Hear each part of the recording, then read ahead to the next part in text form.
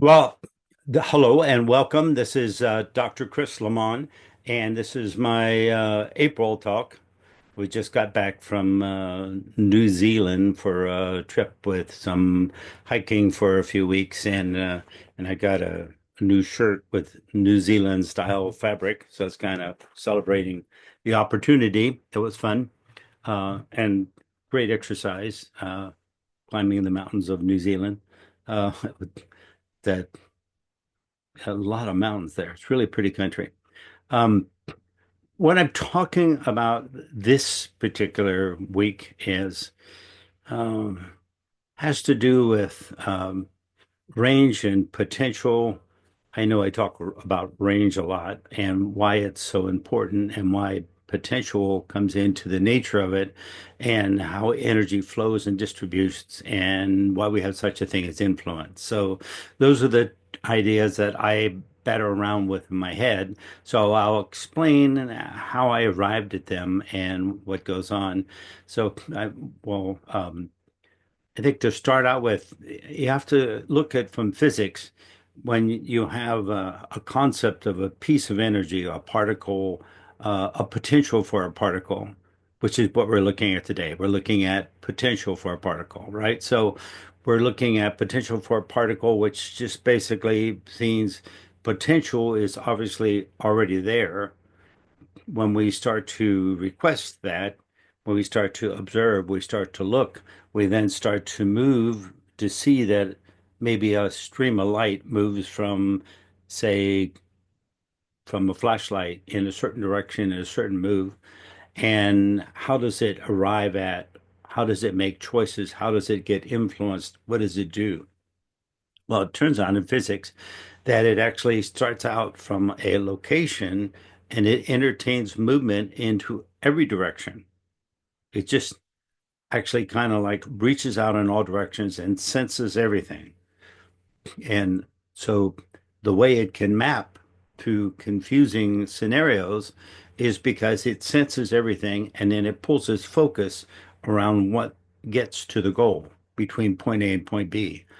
So really, when we're entertaining something, we're entertaining it's over here and we want to have an effect over here. So basically, all of energy is simply a potential to influence something in some way, shape, or form. If I have a light over here, it travels over here.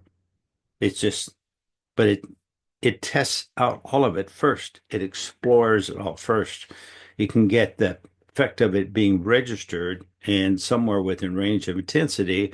You can see when you get the intensity up, you can start to read all those other trials that it's going through. So when we start to do something, what we do as a person, as a human, when we're going to do something, we have all this database. So as we all of a sudden sit there and say, okay, today I'm going to clean the garage out. Oh my goodness. So I'm sitting there talking about what I'm going to do, and all of a sudden I can feel the energy flow.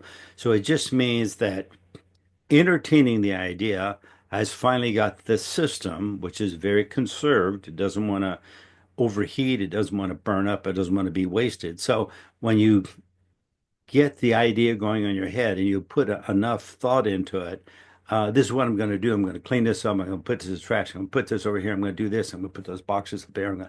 So you get all this going in your head, and all of a sudden you feel in your body, it's like, wow, I'm now kind of like, okay, I can feel the energy buzzing. I'm ready to go do it, right? So it just simply entertained everything, and we narrowed it down. We filtered it. We influenced it in order to do it in a certain sort of way. Now, if we get out there and some things don't work, then we adapt and we adjust, but the energy flows there. If it all works really good, we get a lot done. If it's a lot of changes and fixes and the ideas didn't work out in the very beginning, then there's takes more time, more expenditure of energy to get it done. If we really screw up with our plans, we may not anything accomplished, but we still get exhausted and the energy still gets spent. So you'll have energy, you'll have to then entice it to get into movement. You have to entertain it, right?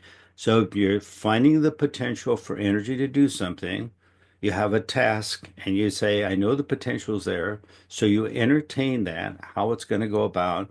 You build a relationship with it so that it knows where it's, so it's testing all those streams of potential out. You don't feel that because it's simply sending out feelers to sense all that. And then when it starts to come with some connected pieces that you have in your bias, bias is life experience. So this is this is what I've always done. This always worked. And so you may not be thinking that, but that automatically falls into place. And then we do it a certain sort of way. With more life experience, when we've done a job more time, we become more efficient. So whether you're trying a new job or a new sport in the very beginning, you're clumsy with it, handle this is, and after a while, it seems like it's automatic. You're playing golf and you've got these golf lessons and you got to kind of get your finger in the right place. You got to get the swing right, get your shoulders right. You got to get your footing right. It's a lot of moving pieces. As you practice and practice and practice, eventually all those pieces start to become very much automated. They get integrated into our system. Yes, if we have a really bad day, somebody runs over our poodle or who knows what happens, then maybe all of a sudden we can't find all those pieces. We're distorted.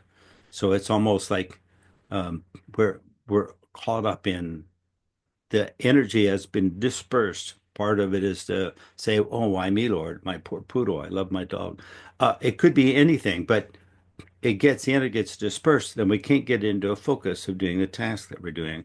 We can't integrate all that stuff. So the golf game's not going very good. Don't make any bets. Uh, and that's just the nature of how we operate. So we really operate by entertaining what we're going to accomplish, and then that's biased by our experience, like it or not. And so if it doesn't come out, then you're going to have to practice. In other words, you're going to have to try doing it different ways till you find the way that works. And then when you find the way that works, you then have to practice that, make some notes, recall that, put a piece of associated memory so that you can say, I had this problem once before, and I went round and round and tried 20 things. Let's see what worked. And then you're searching your database to find what works. And you go, okay, I found out what really worked. And it was similar, but not identical. So I got to kind of go slow and see if it's going to work this time, get a feel for it. I may have to adapt it a little bit. Come on, you guys do this all the time. This is life. And when we don't do it, we get really frustrated. If we just assume that we did something and it's always going to work that way, we're in for an awful lot of frustration. It's just not going to work that way. Um, and when it goes astray or something breaks and we got to go fix it, it's kind of like, hopefully we don't do that again, right? So then we start to say, okay, this is like updating files. Right now, we're logically, intellectually updating files. We're putting together a script, but the truth is that once we've done it right, we've cleaned the garage out. It looks great. Everything is set up. My garage is clean. I did this a couple of months ago. Put some carpet down, indoor outdoor carpet. That looks really nice. I can kind of vacuum the carpet. I can blow it all out with leaves blow in when I open the garage door. So I've already gone through this whole protocol, but I've done it several times. I've done it other ways that didn't work very good, and I've done it other ways that didn't work at all. So and I have messes in there that I really had to clean up, spilled paint, all the different stuff. So we're going through several different experiences. We don't have to rehash all those. So we sort them out. So that sorting out time is what we do in dream space, literally. Literally, we go in and that's in a hippocampus. It's stored as a short-term memory. And we go in there and we have dreams. We have deep uh, sleeping processes that we go in and kind of scoop everything together and do whatever. It's kind of crazy energy that's going all over the place. And it's just like I said in the beginning with a light wave or a beam, it goes out and it feels out all directions. And then it figures out what is the path that's most efficient and what is the target. So that's the automation of it, right? The system is blessed with some level of efficiency. So we start in, we then have a dream. We go into this deep space, and then we come back out and we have a dream. Our brainwave pattern during dreaming looks very much like it would be right now with me talking, except motor coordination would be turned off and I'd just be asleep, but I would be dreaming this talk. um, and and having fun playing with it. And in the dream, then I would update the data. That every time I have experience with something, it updates, something new happens, then I get to spend some time dreaming, and then I get those updated. So dreaming is really very important. It's an essential element in us humans progressing and going forward. If we have an idea in our head, then we just simply want to make it real and want to make it consistent in the world. All we can really do for that is start a YouTube conspiracy channel on some crazy idea that, worked 25 years ago, but it's no longer in progress. And that's what we see. We see people stuck in an idea, and we have to move forward. But moving forward means that we have to then rediscover how it's going to move forward. How's it going to work going forward? What is it going to do next, right? How's this going to flow? So we're always basically looking at the unknown. Now, we put that off for as long as we can until the whole world falls apart, more or less, on some level or another. And then we have to make some changes. And then it's very, very frustrating because we still want to inflict what we've done for the last 20 years that never worked very well, but that's the way it was supposed to be. So we're driven to like, well, let's make it work the way it should work. At one time when you sat down for a table for dinner, there was actually in English log, there were 16 different utensils that could be next to your plate. 16. And you had to figure out which one to use.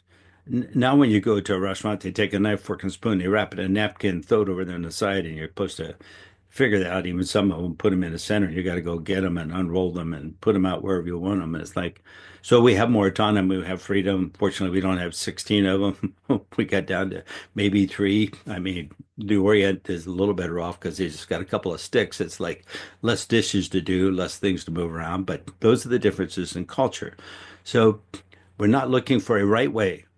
You get it? It's not a right way. It's a way that we move forward with that allows us to be able to come forward, entertain things a different sort of way. Every aspect of your life is simply being influenced in a steady stream of change. The change occurs in what's called the background. So the background changes, weather changes, wind conditions change, everything changes around the package. And then you have to you can buy a new home and you think it's wonderful. I got a new home. 30 years later, you're looking at repair bills because some of those parts now have run out. Maybe like the roof, and maybe you need to put a new roof on after 30 or 40 years. Not unusual thing.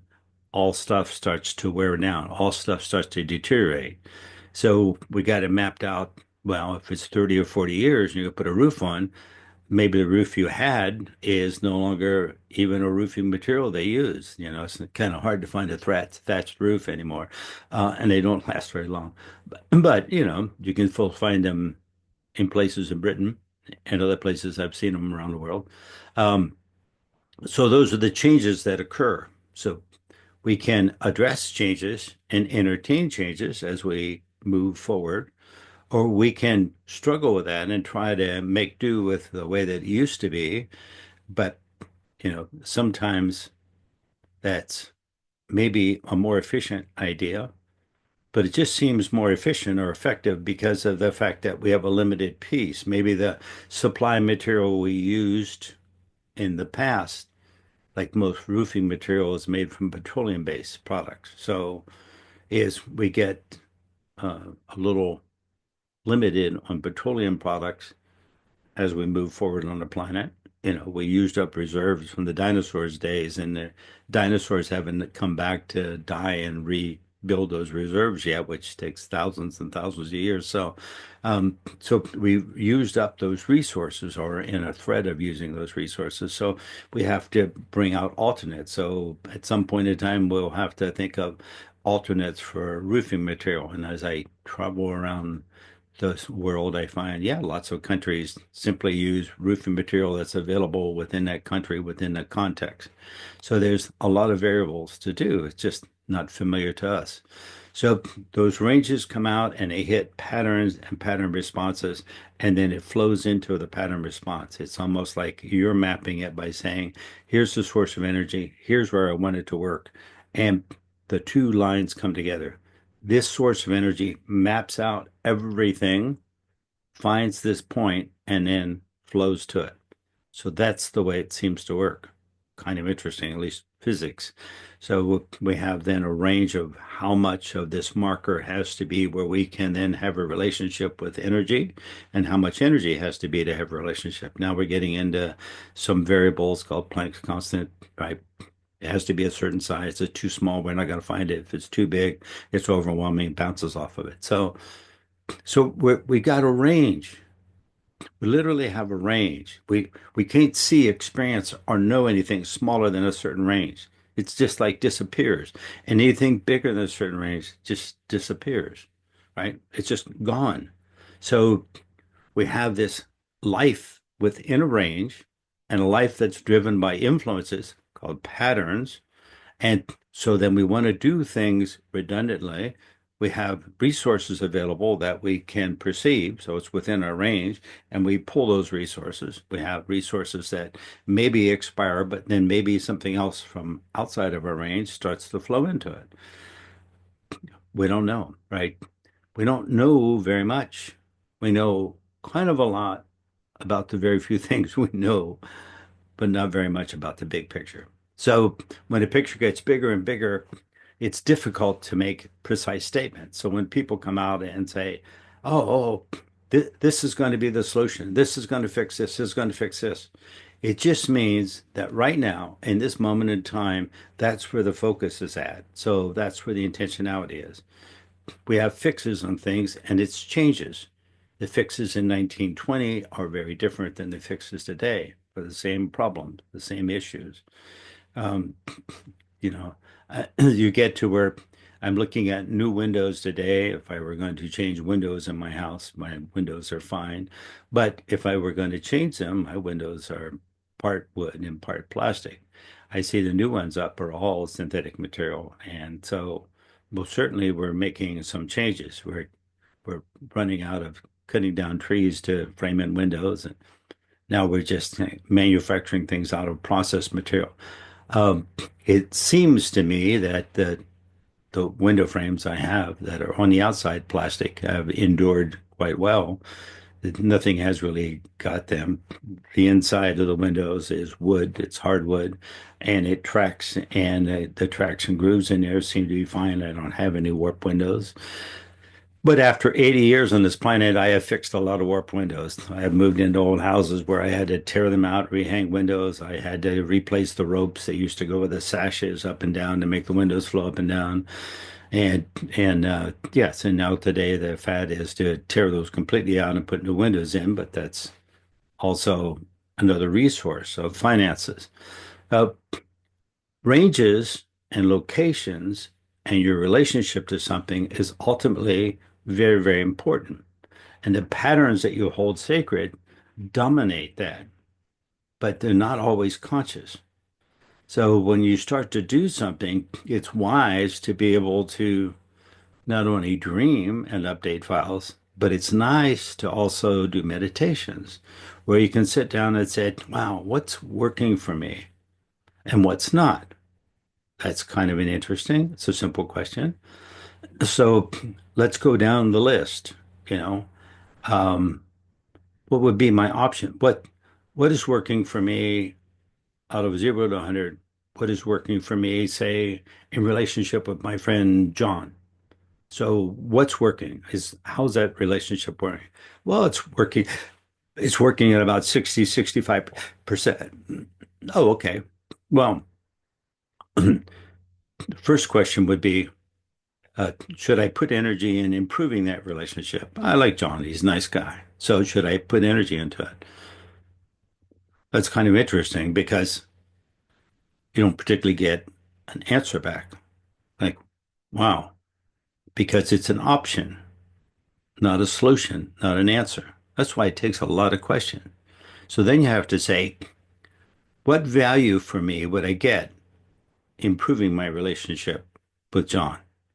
What does John bring to the table that I could learn from? What does John have to offer that would be an experience for me? I've done some things with John, but but do I value those experiences? Did I learn a lot? Well, sometimes I've learned a lot. Sometimes I had to put up with his moods.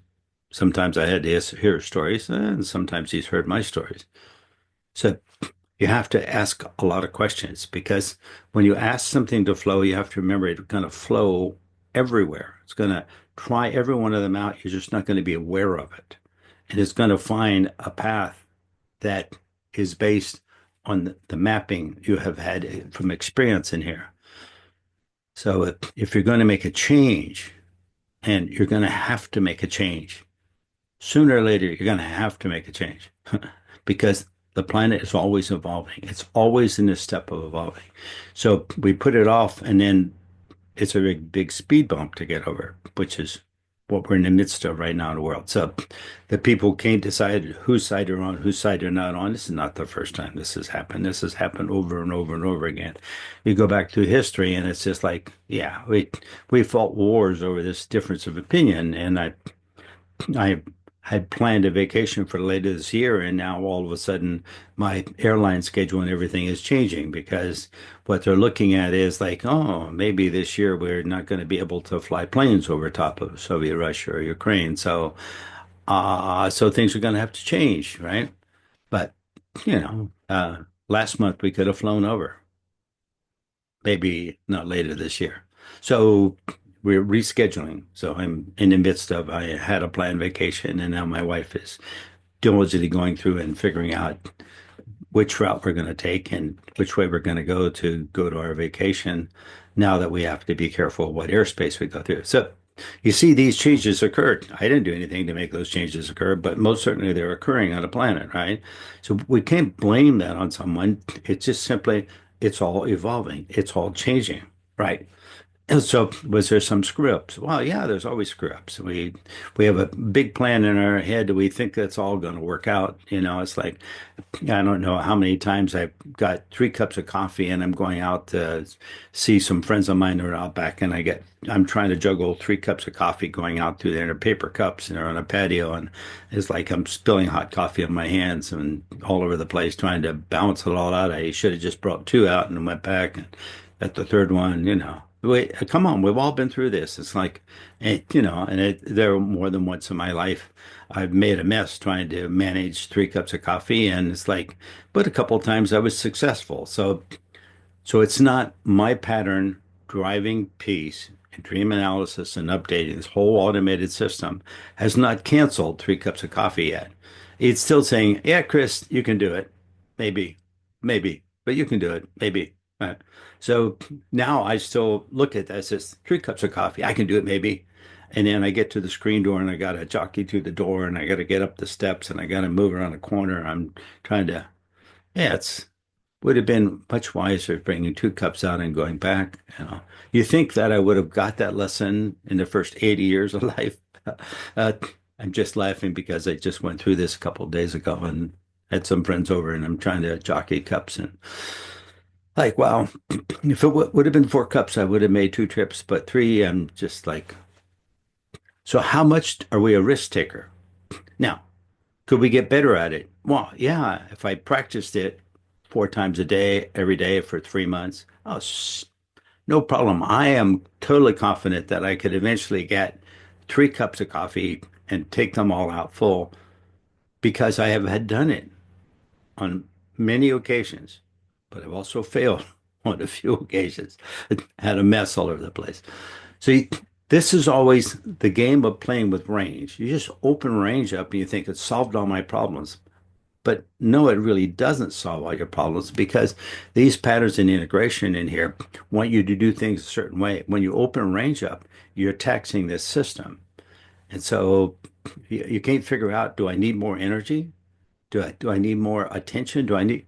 Most of the time it's more attention. We really need to attend more. We need to pay more attention. We need to be able to look at things and evaluate them a little better. We need to be able to, if I would sit down and say, okay, from now on, I've learned my lesson. When I got people out on the back porch, I'm going to grab only 2 cups, bring it out and go back. I got it. I'm going to do that. And I have to talk myself into that. I'd have to update that a multitude of times to say, here's the new rule in Chris's world. It will take a little learning curve because Chris likes to challenge everything. So yes, so I could most certainly learn that. I'm trainable. You can check with my wife. Uh, so not 100% diligent about it, but I most certainly learnable, and I can learn things. So I could make that. I can make those changes. But you start to see I have to then change my relationship to that potential and say, okay, even though carrying 3 cups is potentially possible, I'm going to from now on carry 2 cups, right? Because there's a consequence for pushing that envelope. I could do it with a lot of practice. Oh my God, I see people in restaurants do it all the time, but they're working 40 hours a week, practicing 40 hours a week. I'm not practicing, and I don't want to practice that much carrying coffee out to people. So if there's a list of people that want to come see me, let's keep it down to, like a couple a month because I don't want to have to carry all those coffee cups out. It's just the nature of it. What we feel is a potential is really unlimited, but the limitations come from the fact that we conserve. This law of conservation in our body says we want to do it the easiest way. When you do see people doing things the hard way, you scratch your head and you say, what's the matter with them? They're doing it the hard way. But they're doing it redundantly, and they didn't learn from the hard way. So they're like me with 3 cups of coffee. They they didn't learn from that. I could do that 70% of the time, maybe 60%, maybe 80%. You see, it's hard to label. Those are tough things to put into.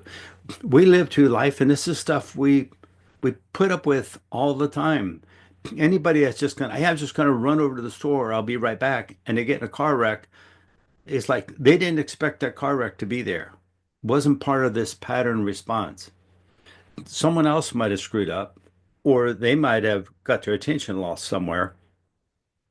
So you start to see when we're playing the bigger game of learning patterns, developing skill, whether it's for sport or for any type of activity or a job or just to hustle coffee to their friends out on the back porch, it takes some conscious awareness of where you're at and your skill set right now and your ability to do something.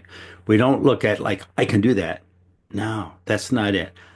I have now practiced and I can do that with some relative confidence, maybe 95%. Oh, at that point, what the heck? Galloway, I'm bringing out three. I'm going to start playing before just because that's the way I'm driven. But that's even tougher to do. I have tried fours, really not easy. So at four, I'm looking around for one of those little cardboard things to put them in and carry a tray, right? Or a tray of some sort. Uh, but all of that still takes some practice and some skill, right? And I could always put lids on all the cups like Starbucks and everybody does because, that kept from burning people. But you still see reports that come out in the news where somebody got huge burns from a coffee place because they got a cup of coffee and they pulled the lid off and they tipped it and it poured all over them. And so the coffee company puts lids on to reduce their liability. They have insurance, so yes, they'll let you put in an insurance claim, but suing them might be another whole issue. You see how these are all ranges. I just gave you tons of examples of ranges. When I'm talking about ranges, that's what I'm talking about. How much experience do you have?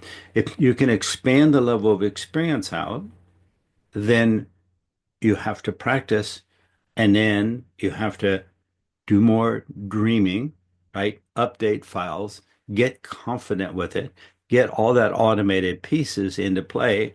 So it's not a step by step, it's just a flow that comes into it. The energy then moves, so then it's conserved. If the energy can move and it's conserved, then the body likes it because it's conserved. It now then is a viable update, and you're going to get that data in. Until then, when you're struggling with it, it takes a while to get that update in. You're not proficient at it yet, right? And I saw lots of kids, especially back in the days when I was teaching kids karate or whatever Boy Scouts, whatever, they would get comfortable with something, they would do something, and and at that point they would comfortable with it. And then I really had to watch them because once they get comfortable, they're saying, what else can I do? And and as soon as they add something to it, it's not the pieces they know are all going to work. You've now changed the whole structure of it. So now it's totally different. It's dynamically different. So these kids would get really good at throwing an axe at a tree or cutting some firewood or trimming this off or whittling something down. And then you put another variable in it, and they're going to be sitting around a campfire whittling down and telling stories. And like, you're going to have a lot of cut fingers. Not because they would cut their fingers with their attention on the wood, but when you add another variable, because that range to be able to expand out to do that extra thing really needs to have some updates. This is all pattern unconscious driven. So it needs to have those updates. So when you're doing something new and you've got another variable in it, you really need to pause. I'm in the kitchen and I'm prepping some food, and my wife comes in and asks me a question. I lay the knife down. Like, I'm not going to be over there cutting something and talking to her. It's like, that is very dangerous. I've been in enough kitchens to know that. So I'll lay the knife down and I'll talk to her, and then I'll get back. What she has to say is important to her. That means it has to be important to me. So I will most certainly listen, and vice versa, because there's times I come in and I'm chatting with her and she's like, would you shut up? I'm busy. I said, oh, excuse me. Yeah, right. You are busy. I'm sorry, and we'll talk about it later. Hey, come on. We've all had that experience, right? There's nothing wrong with all this. It's just like this is my range was too small. I had my focus on something, range was too small, and I was in the midst of that. And now here, I just need to push it back out and say, oh, I need to schedule that somewhere. I need to put that in the flow of things. Otherwise, I will totally forget it, right? It's there and it's gone. Now it needs to be there and then scheduled. So for scheduling, I use symbols, right? Pieces of paper work really good. I have tons of paper. Let me grab a piece of paper. Okay. So I take these pieces of paper and I write notes all over them. I got a stack of papers up there and I write notes down. I'll come out here to my shop and so, okay, my wife's busy. I'll write a note, talk to Deborah later about this. If I don't write it, I'm not going to remember it. Um, but it's important to be able to. Now, there are some things that will come up that we have to deal with the next day or two, and I will remember them. They're most certainly current, and they all are attached to this package that's unconscious. So I might get lost on a computer responding to an email or something, but as soon as I turn that off, I'll go, oh yeah, there it is. It's right there. Short-term memory, that's a piece right in the hippocampus. It's going to be there. But if I've got something that's going to be later and it's only affecting maybe something next week, I could easily lose track of that for a couple of days or totally if I don't. Now, my wife is a very nice lady and she will come over and say, okay, what the heck did you want to tell me earlier when I was busy? I go, okay, yeah, let me think for a minute. And sometimes I have to run out to the garage, find my piece of paper and look at it to see what it was. Now, that's not just because I'm old, because I spent 80 years getting this old and I've had this problem ever since I was a kid.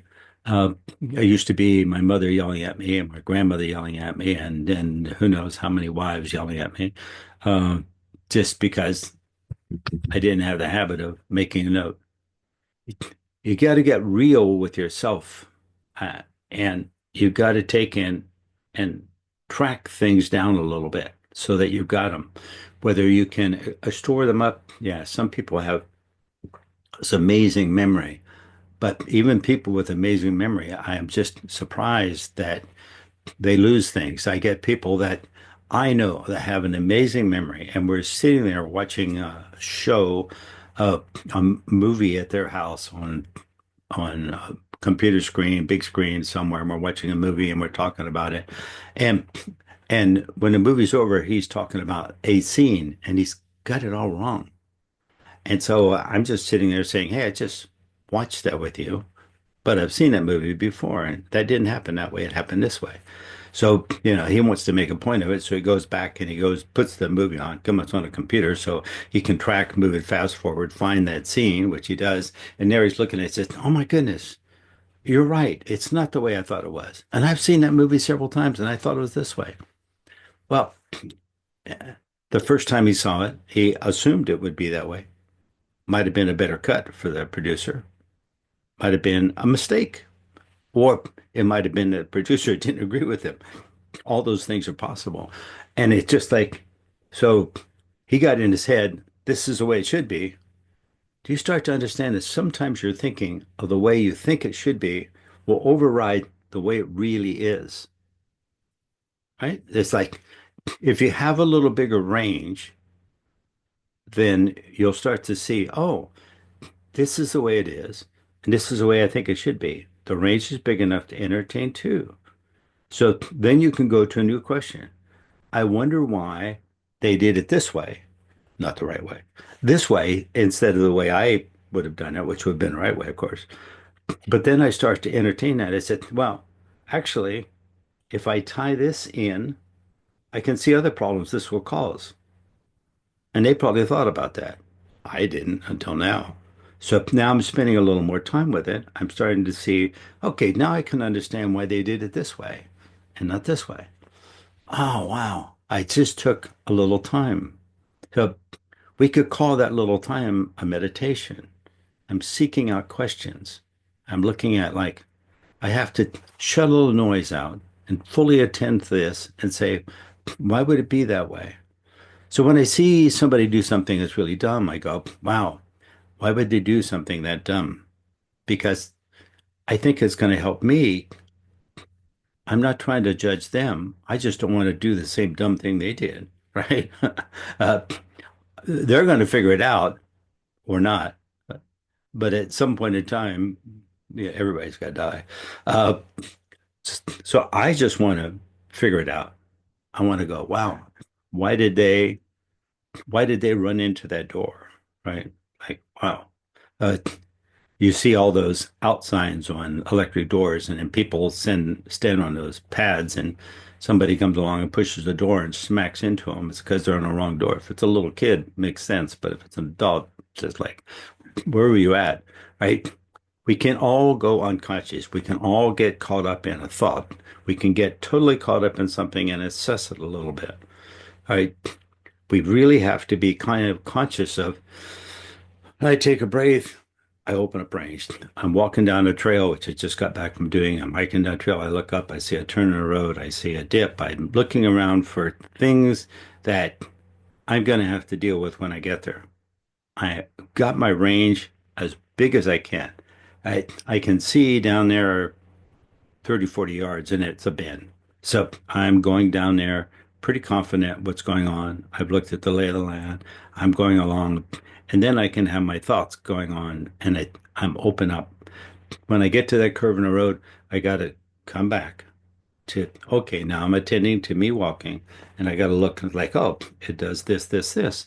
Oh, okay, I can see where that's going. So then I'm back to this whole thing and then this range can open up and I can get more data coming in. And yeah, all of a sudden, I find a little balance shift. Maybe the ground's starting to move a little bit. I can boom, come on back, and then boom, come back out. This is what we do, right? Um, so support what you do. Become more conscious. Pay attention to how you operate. As you start to pay attention, you then can produce value movements. You can then all of a sudden there's a little twisting and turning and you catch yourself, you take a breath and you expand that range out.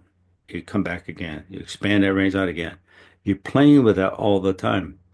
So that's one of the tools that you can develop in meditation. I talk to people about meditation and they talk about, oh, I see lights and blah, blah, blah. It's wonderful or I feel good no, no, no, no. Yeah. You're gonna ask questions and you're gonna get answers.